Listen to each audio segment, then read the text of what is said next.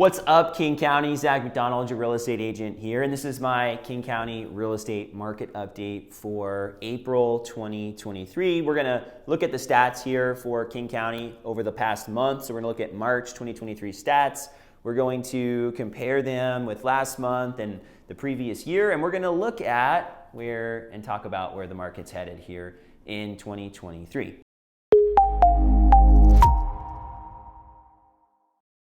Now, I'm surprised, and well, maybe I shouldn't be surprised. The housing market is picking up already, and I guess I had hope that it would, but at the same time, I'm pleasantly surprised to start to see homes selling at asking price, selling above asking price. We'll do a fun little exercise here towards the end, but in general, across King County, homes sold for over asking price in King County, across the board. But about 50% of the cities did or didn't sell above asking price.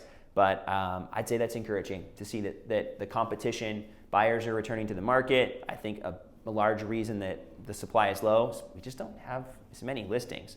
And we see that as we jump into some of the data here. New listings in King County, they're up month over month, which is normal. We're seeing more houses come on the market in March than we did back in February. But year over year from 2022, we see a 25% decrease in the new listings across King County. Pending sales are also down, something we've been talking about over the past few months, but also we're seeing that still 30.6% down year over year pending sales, but up from last month. So again, more buyer activity. Closed sales are also up month over month from February, but down 33.7% year over year.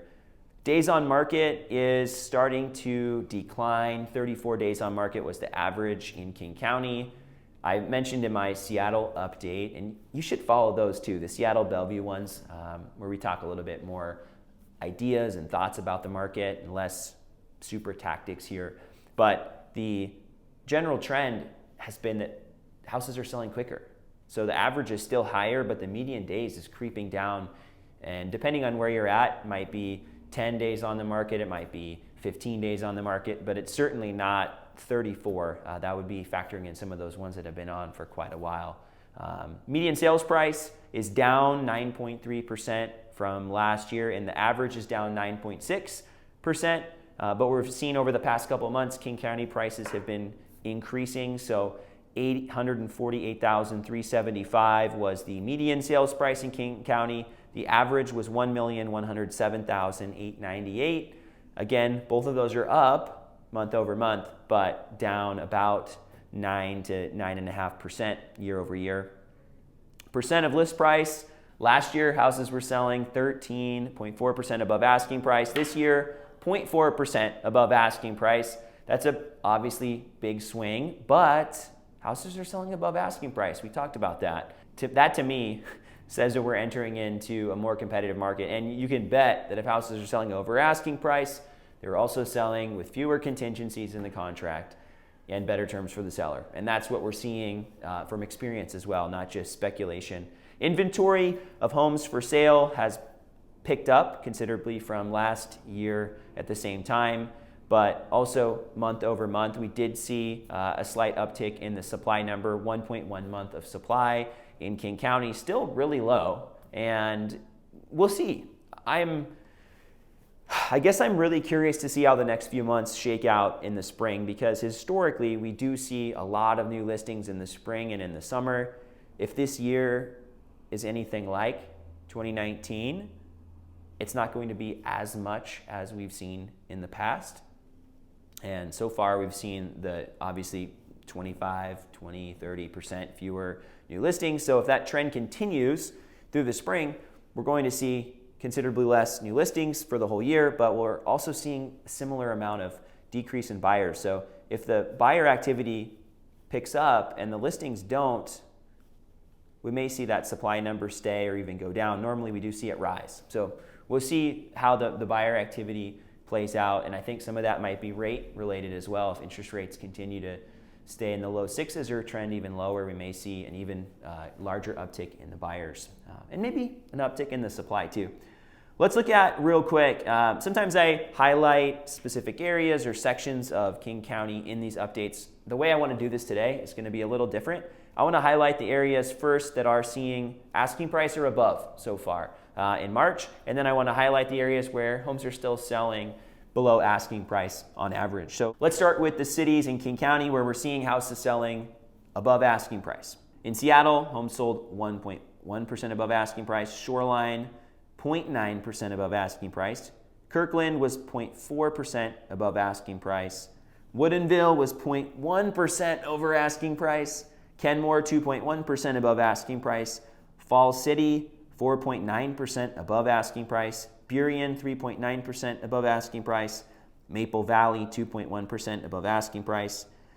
Algona, our favorite highlight here, 0.7% over asking price. Covington, 1.0% above asking price. Des Moines, 3.5% above asking price. Federal Way, 2.2% above asking price. Renton, 0.5% above asking price. Mercer Island, 0.4% above asking price. Normandy Park, right at asking price. And Tukwila, 0.1% above asking price. That was a pretty large list of cities where we're seeing houses selling above asking price, but let's look at some of the places where houses are still selling below asking price in King County because, well, this list is almost as long. Bellevue selling 99.3% of asking price. Redmond, 98.8% of asking price. Sammamish, 97.7% of asking price. Issaquah, 97.9% of asking price. You'll see this trend. A lot of it's on the east side. Bellevue and suburbs of Bellevue. Carnation, 98.8% of asking price. Duval, 98.7% of asking price. Snoqualmie, 99% of asking price. Kent, 99.7% of asking price. Auburn, 99.6% of asking price. Black Diamond, 98.9% of asking price. I love that name. That's an awesome name. It's also a good climbing brand. Clyde Hill, 87.4% of asking price. And let's just add this. The median sales price in Clyde Hill was $4,675,000. So a little different price point here. Enumclaw, 99.4% of asking price. Lake Forest Park, 99.7% of asking price. Medina, kind of similar to what I said about Clyde Hill, 96.7% of asking price.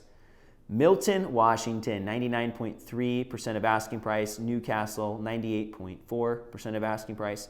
North Bend, 99.3% of asking price. Pacific, 97.6% of asking price. SeaTac, 99.4% of asking price. And Skykomish, 95.7% of asking price. So the tally is 16 over asking price, 20 under asking price cities in King County.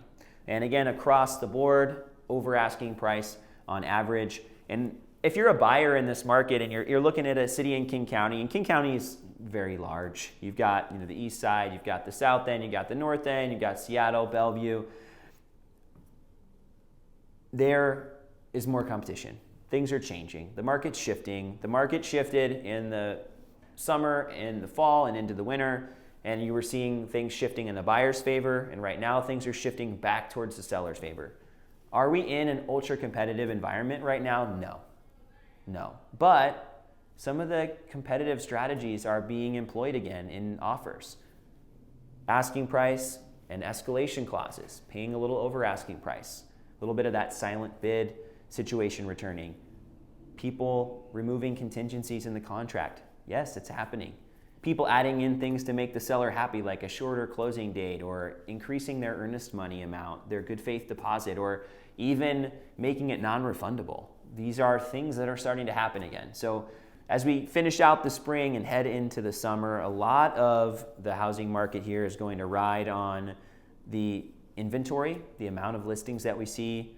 I think interest rates are going to continue to be a factor in the housing market, but a lot of it is buyer sentiment, right? Are people in a place of fear or are they in a place of confidence? And there has been, over the past few months, an increase in confidence in some situations, but there's also still this lingering unknown about what's going to happen with the economy. Are we hitting a recession? I think the truth is that we've been in one for a little while, but we're delaying calling it that. But at the same time, I think there's still this lingering fear. So we've got fear, we've got interest rates, there's multiple factors at play here. But if the beginning of the year is any indication, I think that things are picking up and that we're seeing the housing market start to come back to life. Do I think that 2023 is going to be a super hot year? By no means. I think we're going to see relatively